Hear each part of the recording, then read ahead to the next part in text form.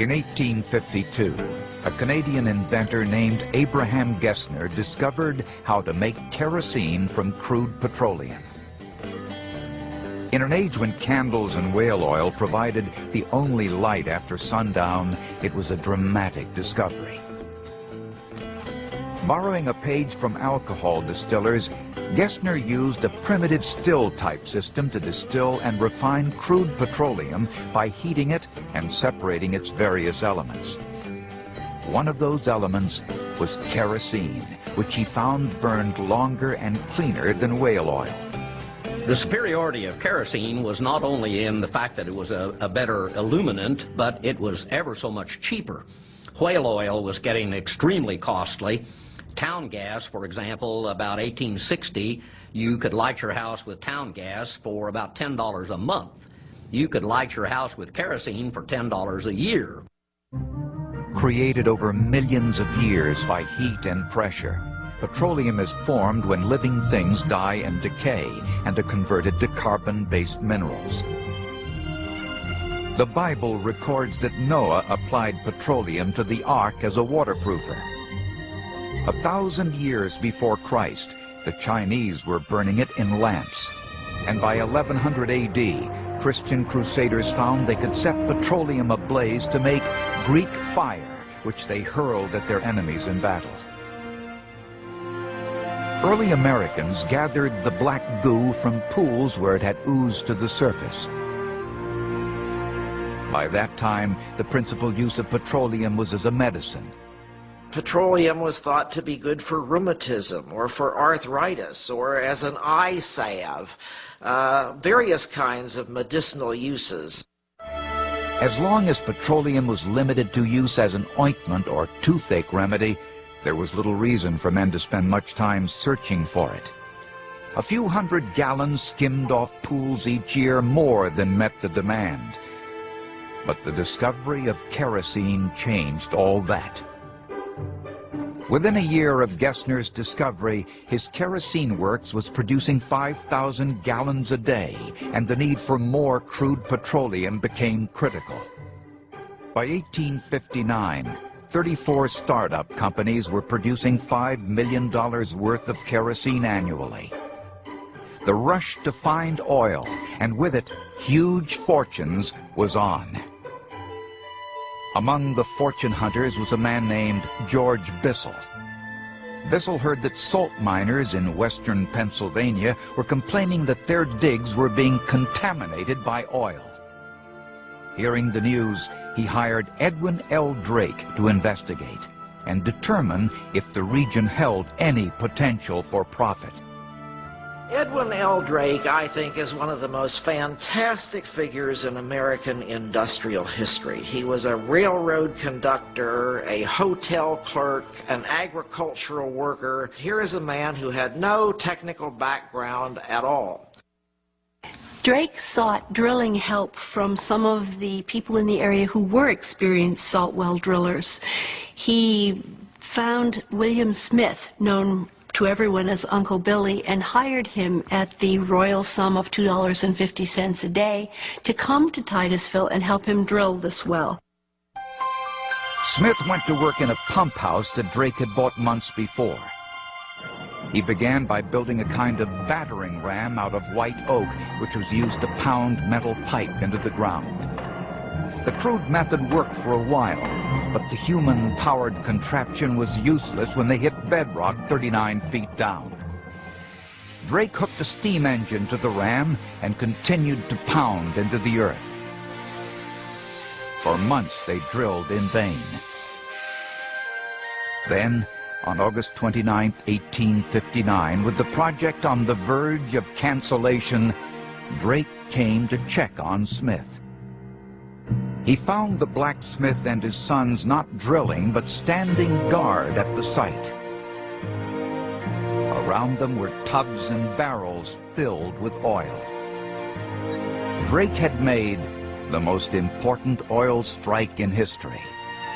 He had persistence, he had imagination, he didn't know what couldn't be done. So finally, after he got down to about 69 feet, He realized that there was something down there that you could see that was not water, it was not brine, and when it was pumped up, it was petroleum. And so that was the crucial breakthrough. News of the find quickly spread. Thousands were drawn to the area to make their fortune at a time when oil was selling for $20 a barrel. Almost overnight, a new town sprung up at an oil field near Drake's Well.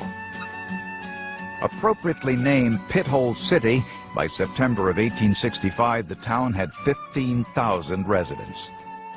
By the midsummer of 1865, by July, Pithole had its post office opened up, and by September of 1865, it had its own newspaper. Pithole had over 50 hotels, and the boarding houses, there's too numerous to count. It was impossible to keep track of all the people, but the post office would handle 10,000 letters a day, and a good many of those went to the dead letter office due to the fact that so many people were in and out of Pithole compared with your other smaller towns around the area. Pithole was where all the excitement was at that period of time of 1865. Then, in January of 1866, the wells began to dry up. Output fell from 6,000 barrels a day to 3,000. Within the year, Pithole was producing only 2,000 barrels a day, and by the following fall, the flow had become a mere drip. Fortunes that had been made overnight vanished just as quickly. Within a year, the town was deserted. A parcel of land that had sold for $2 million in 1865 was auctioned off for $4.37. Edwin Drake, the man responsible for the most important oil strike in history, died penniless in 1880. Still, America was hooked on petroleum and the kerosene lamp. Great wealth awaited any man who could extract, process, and refine oil cheaply and quickly. Just such a man was working as a clerk at a Cleveland produce shipping firm. His name, John Davidson Rockefeller.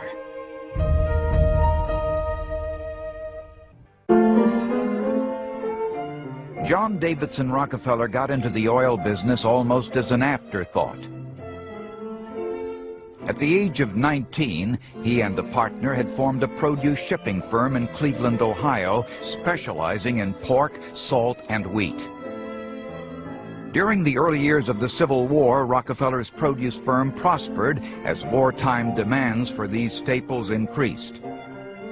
Already a wealthy man by his late 20s, Rockefeller saw the future one cold fall day in 1863 when a new railroad reached Cleveland.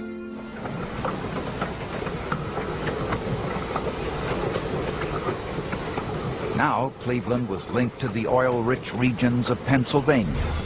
Dozens of petroleum refineries quickly sprang up along the city's rail lines. Rockefeller knew an opportunity when he saw one. In 1864, he bought his first oil refinery. It did not take him long to realize that the profit potential dwarfed that of the produce business. He became convinced that his future lay in oil, not commodity exchange. Rockefeller's entry into oil refining follows, I think, a careful analysis of the commodity by Rockefeller himself. He saw the potential in this. Its lighting capability was much higher than candles or camphene or sperm oil, and he probably saw the potential, but he also heard what I would call the ruckus coming from the Pennsylvania border, because by the mid-1860s, Cleveland's newspapers were awash with stories of the fortunes being made and lost in the oil fields near Titusville and in western Pennsylvania.